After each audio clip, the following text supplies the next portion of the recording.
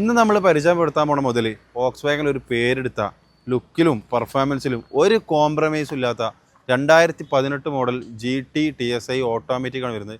അതും DSG gear ബോക്സിൽ single ഓണർഷിപ്പിൽ full company സർവീസുള്ള വെഹിക്കിളാണ്.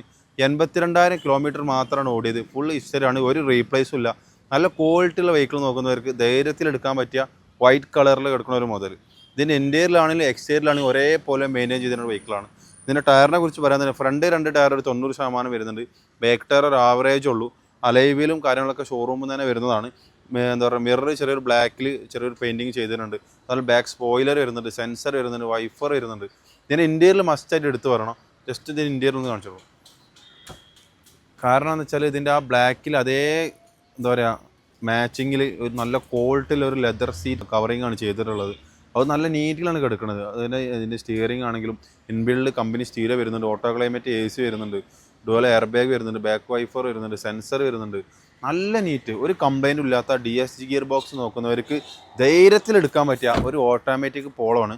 അപ്പോൾ നമ്മളിതിന് ആസ്ക് ചെയ്യുന്ന പ്രൈസാണ് മെയിൻ. 6,98,000 രൂപയാണ് നമ്മൾ ആസ്ക് ചെയ്യുന്നത്. അപ്പോൾ ആവശ്യക്കാർ വിളിച്ചോളി, താഴെ നമ്പറുണ്ടാവും. Quality vehicle നോക്കുന്നവർ മിസ്സാക്കണ്ട.